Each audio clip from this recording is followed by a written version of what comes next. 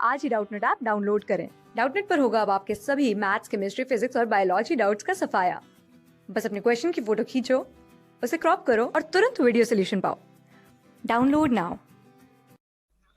There are certain materials developed in labs which have negative refractive index। मतलब हमारा जो material जो बनाया गया है जिसका रिफ्रैक्टिव इंडेक्स इज नेगेटिव।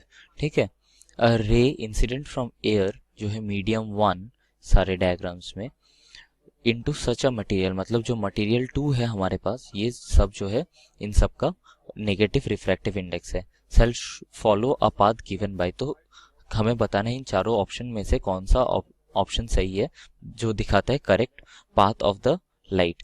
अभी हम लोग क्या करते हैं, नेगेटिव रिफ्रैक्टिव इंडेक्स, इसके लिए क्या करते हैं हम लोग एक नॉर्मल केस ले लेते हैं। ठीक है, जहाँ पे हमारा रे ऑफ लाइट इंसिडेंट हो रहा है और देख रहे हैं कि वो कैसे बेंड होता है। ठीक है, तो मान लेते हैं कि हमारा रे ऑफ लाइट जो है वो इंसिडेंट हुआ ऐसे।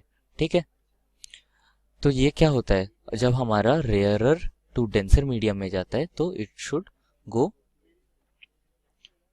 Towards the normal. ठीक है, ऐसे होना चाहिए आर। तो इस केस में ये जो है this is the normal case.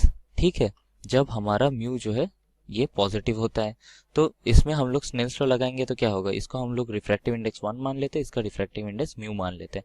ठीक है, तो क्या होगा 1 into sine i is equal to mu of sine r. ठीक है, तो म्यू इज इक्वल टू क्या होगा, sine i upon sine r. अभी म्यू पॉजिटिव है तो हमारा ये जो एंगल्स है आई एंड आर ये दोनों भी पॉजिटिव होगा।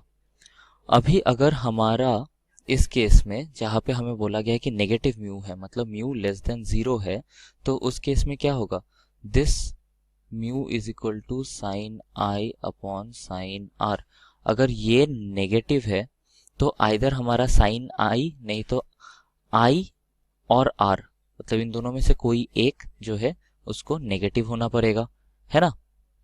तो इस केस में जो है हमारा आई जो है ये तो पॉजिटिव भी है, क्योंकि हम लोग हमेशा एक पॉजिटिव एंगल जिस एंगल में हम लोग डालते हैं उसको हम लोग पॉजिटिव ही मानते हैं। तो हमारा आर जो है नेगेटिव होना चाहिए।